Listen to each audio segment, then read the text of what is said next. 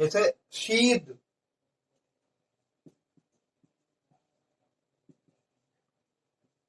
सीड्ड, यहां पर भी सीड। लेकिन जो हमारा दूसरा जो पार्ट है जिसको हम कहते हैं पास्ट पार्टिसिपल, उसमें हम इसको क्या लिखते हैं, इसमें लिखते हैं सॉर्डन, यानी झुलसा हुआ, तपा हुआ। उसके बाद शीयर मीन्स काटना, जैसे शीयर, जैसे आप उसके जो भेड़ है उसके बालों को कुतरा जाता है, उसको शीयर कहते हैं, उस तरह से कटिंग करने को। तो शीयर यानी कुतरना या काटना, कट। और यहां पर हो जाता है इसका सेकंड फॉर्म शीयर्ड। थर्ड फॉर्म भी वही है, लेकिन जो दूसरा वाला थर्ड फॉर्म है उसमें इसको लिखा जाता है शॉर्न, यानी कटा हुआ, कुतरा हुआ, ट्रिम किया हुआ। तो याद रख लीजिए इसको इस तरह से। जैसे क्लीव मीन्स चीरना, और इसका सेकंड फॉर्म क्लो भी होता है और क्लेफ्ट भी होता है। थर्ड फॉर्म भी क्लेफ्ट ही होता है। लेकिन जब हम दूसरे वाले यानी इसकी जो है एडजेक्टिव आता है, लेकिन कहते हैं इसको भी थर्ड फॉर्म में, इसको हम जब कहते हैं तो इसको कहते हैं क्लोवेन।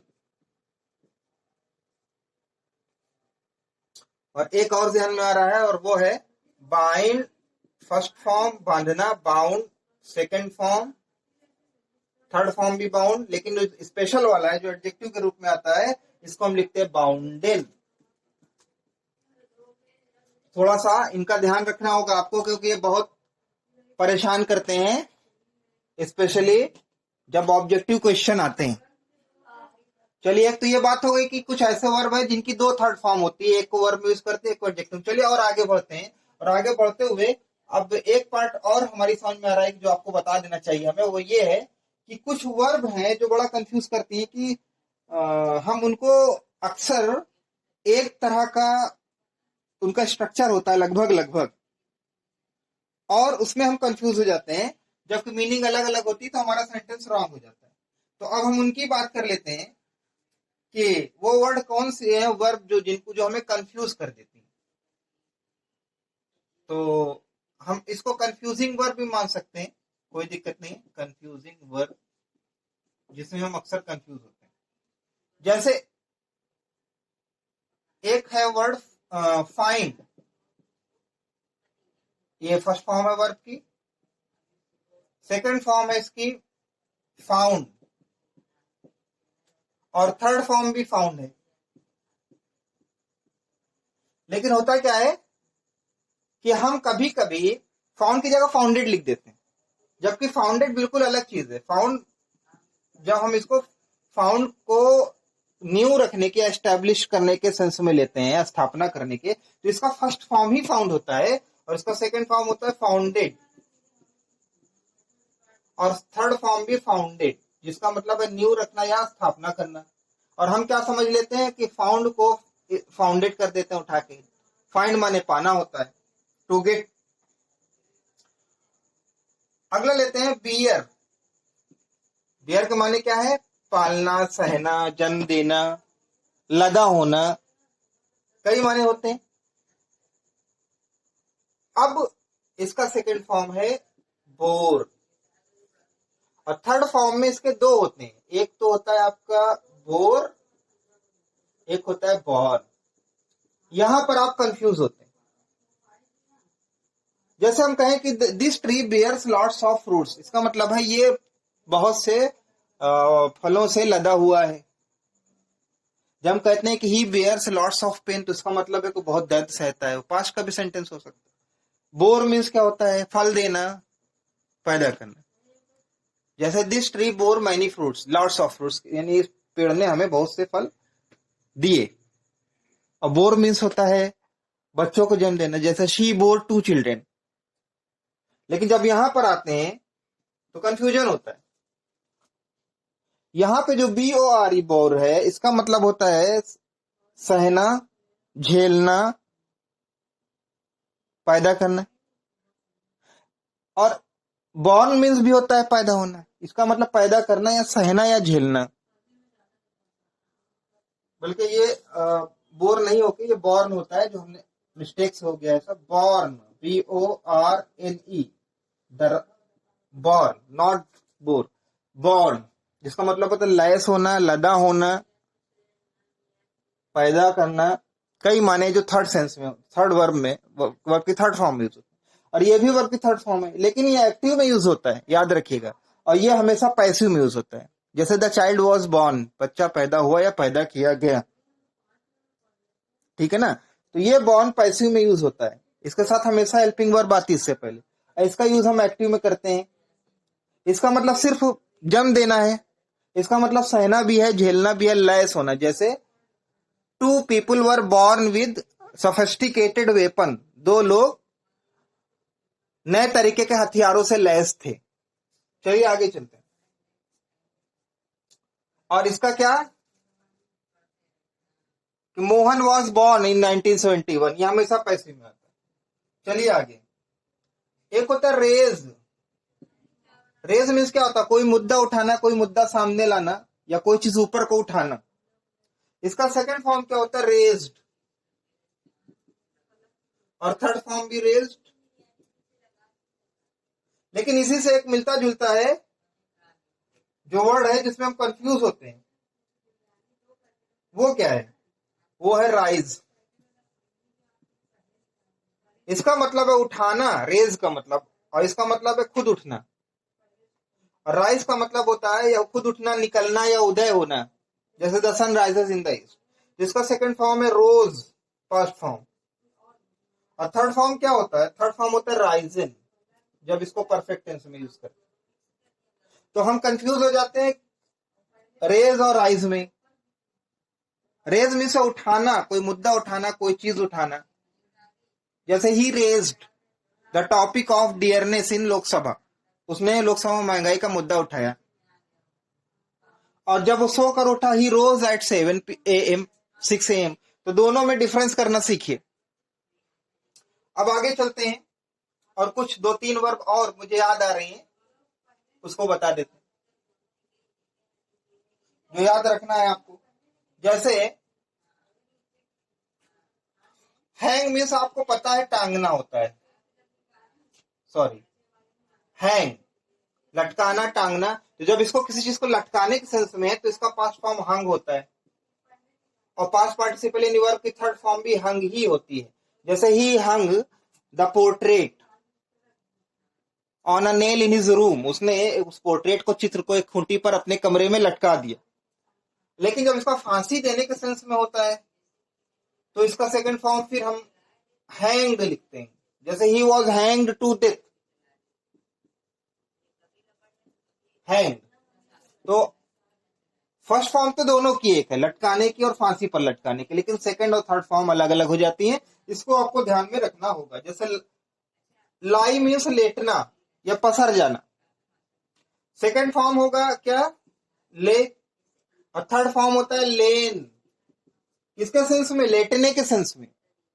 लेकिन यही अगर हमें झूठ बोलने के सेंस में आए तो हम लाई, लाइट, और थर्ड फॉर्म लाइट, यानी ही लाइट, वो झूठ बोला। और अगर ही ले कह देंगे तो वो लेट गया, पसर गया। अब एक बात और हमें याद आ गई ले और लाई से रिलेटेड। जब हम किसी चीज को परत दर परत बिठाने का काम करते हैं, जैसे ईंट एक के ऊपर एक बिठाकर दीवार बनाई जाती है, या मुर्गी अंडा देती है, परत दर परत रखना, बिठाना, तय लगाना, तय के ऊपर तय रखना, तो उसका जो फर्स्ट फॉर्म होता है, प्रेजेंट फॉर्म ले होता है, और उसका सेकंड फॉर्म होता है लेड, लेड, थर्ड फॉर्म भी लेड। जैसे the mason laid bricks after bricks upon one and other to build the wall, mason ने ईट एक ऊपर एक ईट वो बिछाता गया दीवार बनाने के लिए। तो याद रखिएगा, तीन रूप में यहां ले का मतलब है सतह पे रखना या सतह के ऊपर रखते जाना, ठीक है ना। तो ये चीजें आपको ध्यान में रखनी होंगी जो हर जगह बार बार परेशान करेंगी। चलिए अब आगे, हमने कहा था आपसे क्या, ट्रांजिटिव इंट्रांजिटिव के बारे में बात करें। तो मेरा छोटा सा जो प्रयास है वो जो भी चीजें मेरी समझ में आती है आपको बताता रहता हूँ। जैसे मैंने आपको बताया कि कोई कॉमर्शियल चैनल नहीं है, इसका पर्पज सिर्फ जो नीडी लोग हैं उनसे बातों को शेयर करना, क्योंकि ये कहा जाता है कि if you distribute knowledge your knowledge will automatically grow. ज्ञान बांटने से और बढ़ता है। बस यही पर्पज है मेरा कि आपका भी फायदा हो और मेरा भी फायदा हो। अब आगे चलते हैं ट्रांजिटिव इंट्रांजिटिव वर्ब की तरफ। बहुत छोटी छोटी चीजें बताते हैं हम आपको इस चैनल पर, लेकिन बताने का पर्पज होता है कि बेसिक कॉन्सेप्ट क्लियर हो जाए। यहाँ ग्लैमर की जरूरत नहीं है भाई, मुझे तो नहीं है, तो आपसे भी यही कहूंगा कि अपने कॉन्सेप्ट को क्लियर करें। अगर नहीं है तो ग्लैमर पर मत जाएं और फालतू चीजें ध्यान में नहीं रखनी है। धीरे धीरे मैं आपको उस लेवल तक लाने की कोशिश करूंगा। तो अब कुछ लोगों के समझ में नहीं आता कि है क्या ट्रांजिटिव इंट्रांजिटिव वर्ब, जबकि उन्होंने बहुत बार पढ़ा है, इंटरमीडिएट की क्लासेस तक बहुत बार इस चीज को पढ़ा भी, यूज भी किया। लेकिन क्या है ट्रांजिटिव इंट्रांजिटिव वर्ब? तो सबसे पहले ट्रांजिटिव को डिस्कस करेंगे। आपने हिंदी में जब ग्रामर गुरुजी ने पढ़ाया होगा तो आपको पढ़ाया होगा साकर्मक क्रिया, बस वही है ट्रांजिटिव। ट्रांजिटिव देखिए, ट्रांजिट मीन्स क्या होता है समझ लीजिए। ट्रांजिट मीन्स होता है तेजी से गुजर जाना,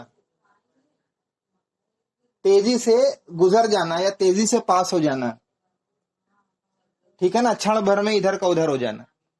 तो उसी से ट्रांजिटिव बना है, यानी कि तो अब यहाँ पे देखते क्या मतलब होता है। तो देखिए होता क्या है, जैसे एग्जांपल लेते हैं, जैसे ही sang, सिंग का सेकंड फॉर्म sang यानी गाया, पास्ट टेंस का सेंटेंस है, ही sang a song। अब यहाँ पे देखें तो ये सब्जेक्ट है, ये वर्ब है गाया। अब अगर हम ही sang करके छोड़ दे तो थोड़ा अटपटा सा लगता है, लेकिन अगर हम जब ही sang a song लिख देते हैं तो हम ये पता चलता है कि उसने गाया, किसने, सब्जेक्ट ने, वर्ब था, और क्या गाया, और सॉन्ग गाया। तो जहां वर्ब के बाद हमें ऑब्जेक्ट की जरूरत पड़े और जो कर्ता जो कार्य कर रहा है उस ऑब्जेक्ट पर जाए, चाहे वो नाउन का ऑब्जेक्टिव केस हो चाहे प्रोनाउन का ऑब्जेक्टिव केस। ऑब्जेक्ट पर क्या क्या किया, गाना गाया, क्या किया, गाया, क्या गाया, गाना गाया। तो इसी को हम कहते हैं, जब ऑब्जेक्ट के साथ हम वर्ब को लिखते हैं मीनिंग क्लियर करने के लिए, तो उसको हम कहते हैं ट्रांजिटिव वर्ब। यहाँ पर sang ट्रांजिटिव वर्ब हो गई। जैसे Ravi is eating an apple. इसमें क्या होता है, Ravi is your subject, is helping verb, primary auxiliary, main verb क्या है, फाइनाइट वर्ब, ईटिंग जो कि वर्ब की आईएनजी फॉर्म में है, क्या खाया, ऑब्जेक्ट है, वो खा रहा है, क्या खा रहा है, सेब खा रहा है। तो यहां पता चला क्या खा रहा है, यानी जो खाना है उसका कहाँ इफेक्ट जा रहा है, एन एप्पल। तो ये ट्रांजिटिव वर्ब है। इसी का अपोजिट अगर आप देखिए तो वो इंट्रांजिटिव वर्ब होता है, जिसको हम हिंदी में आकर्मक क्रिया कहते हैं, intransitive verb.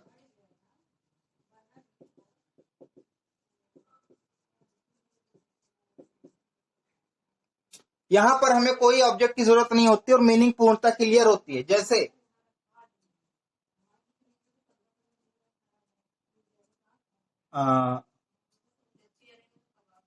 Ravi is looking smart. अब यहाँ स्मार्ट को ऑब्जेक्ट के रूप में मत लीजिएगा, क्योंकि ऑब्जेक्ट के रूप में नाउन या प्रोनाउन आता है। और यहाँ क्या है, स्मार्ट है, स्मार्ट का मतलब विशेषता बता रहा है, ये एडजेक्टिव है, ये ऑब्जेक्ट नहीं है। तो सब्जेक्ट है ये।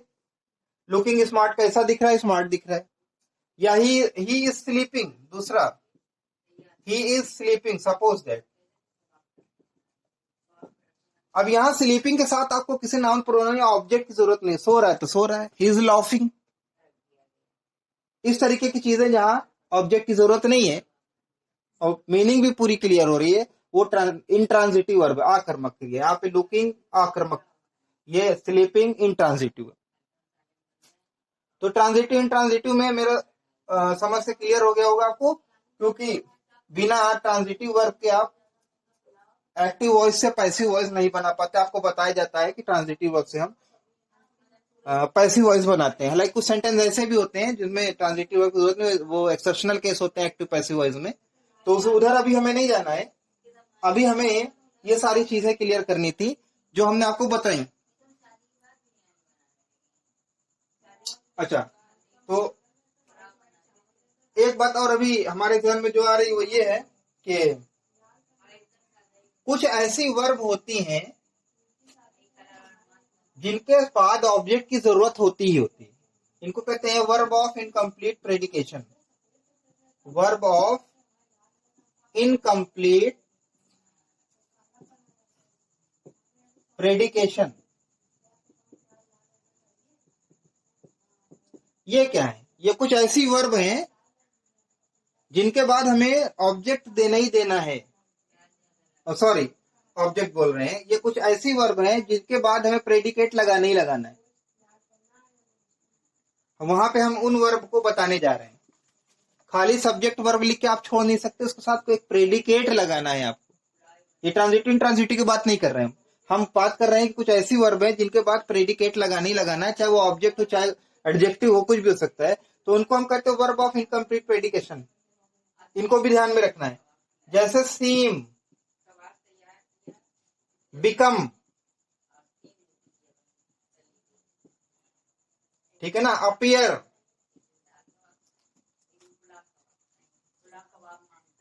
इस तरीके की जो वर्ब होती हैं उनमें हमको क्या करना होता है कि बाद में प्रेडिकेट लगाना ही होता है। जैसे फॉर एग्जांपल अभी हम दिखाते हैं तो आपके समझ में आ जाएगा। जैसे हमने कहा ही सीम्स, वो प्रतीत होता है, लगता है। लेकिन अगर इसको ऐसे छोड़ देंगे, क्योंकि ये इस तरीके की वर्ब में आगे प्रेडिकेट अप्लाई करना ही होता है, नहीं तो वो फिर अधूरा रह जाता है।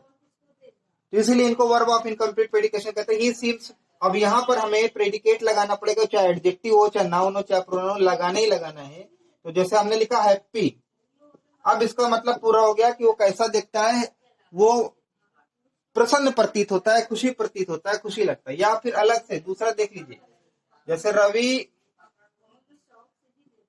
बिकेम, बिकम का सेकंड फॉर्म है, पास्ट फॉर्म। अगर हम रवि बिकेम करके छोड़ देते हैं तो फिर मामला अधूरा रह जाता है। इनके बाद प्रेडिकेट लगाना ही लगाना। जैसे रवि बिकम, हमने लिखा आर डॉक्टर। अभी और डॉक्टर यानी यहाँ पर कुछ ना कुछ हमें लिखना ही लिखना था, हमें बताना था कि क्या बना।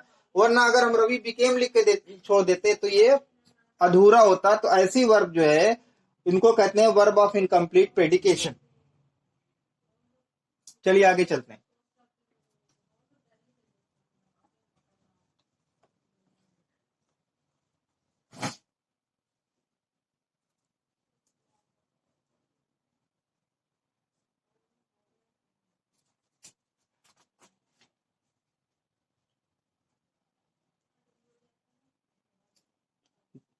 जब हम लोग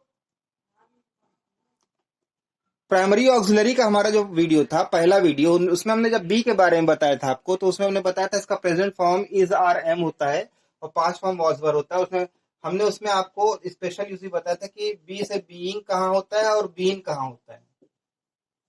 तो हमने आपको बीन के बारे में बताया था कि बीन जनरली पैसिव सेंस में यूज होता है, परफेक्ट टेंस में, या फिर प्रेजेंट में भी यूज होता है। जैसे अगर प्रेजेंट में बीन को यूज करेंगे पैसिव सेंस में, तो हमने कहा कि where have you been, for 1 week, for 7 days लिख दीजिए, 1 वीक लिख दीजिए, फॉर 7 डेज, क्वेश्चन मार्क। अब बीन बी वर्ब है। हमने बताया था प्राइमरी ऑक्सिलरी के बाद जब कहीं फाइनाइट वर्ब, मेन वर्ब, कोई एक्शन वर्ड आए तो उनको खुद ही मेन वर्ब या फाइनाइट वर्ब मान लिया जाता है। अब देखिए यहाँ पे बीन के बाद कोई वर्ब की थर्ड फॉर्म नहीं आई है। थर्ड फॉर्म आती है वर्ब की तो हम कहते हैं यार ये तो प्रेजेंट परफेक्ट टेंस का पैसिव वॉइस है। जैसे he has been taught by you, वो तुम्हारे द्वारा पढ़ाया जा चुका है या पढ़ाया गया है। लेकिन यहाँ ऐसा कुछ नहीं है। यहाँ लिखा है वेयर हैव यू बीन, ठीक है ना। तो अब इस भी यहां पे ये सेंस देता है कि तुम एक हफ्ते से कहां रहे हो। इसको और तरीके से भी एक्सप्रेस किया जाता है, जैसे आपको कहना हुआ कि ऐसा हमारे देश का रिवाज रहा है, या ये हमारे देश का रिवाज रहा है, हुआ है। इस सेंस में भी हम बीन को लिखते हैं, जैसे this has been the tradition of our country. रहा है या हुआ है, इस सेंस में बीन का यूज किया जाता है। This has been the tradition of our country, यानी हैज बीन नहीं रहा है, बीन के बाद कोई थर्ड फॉर्म नहीं आ रही, ठीक है ना। इसी को थर्ड फॉर्म मानेंगे, इसी को मेन वर्ब मानेंगे। या ऐसा हमारे देश का ट्रेडिशन हुआ है, रहा है, हो चुका है। तो अब आते हैं कि और बाकी जो बीन उसमें आप यूज करते हैं, जब आप बीन के बाद वर्ब की थर्ड फॉर्म लाते हैं, जैसे प्रेजेंट परफेक्ट या पास्ट परफेक्ट के पैसिव वॉइस में, जैसे an apple has been eaten, एक सेब खाया जा चुका या खाया गया। तो उसमें बाद में बाई करके हम उसको काम को करने वाले का नाम भी लिख देते हैं, कभी कभी हम बाई और उसको छोड़ भी देते हैं, खाली यहीं तक लिखते हैं, वर्ब तक लिखते हैं। तो हम यहाँ देखते हैं कि ये हैज बीन के बाद हम वर्ब की थर्ड फॉर्म ला रहे हैं। जब हैज बीन के बाद थर्ड फॉर्म लाते हैं तभी हम इसको प्रेजेंट परफेक्ट या पास्ट परफेक्ट का पैसिव मानते हैं, क्योंकि पास्ट परफेक्ट में हैड होगा हैज की जगह। अब बात कर लेते हैं हम बीइंग की। बी से आईएनजी लगा के बीइंग बनता है, और इसका यूज कहाँ किया जाता है, जैसे हम कभी कहते ना बीइंग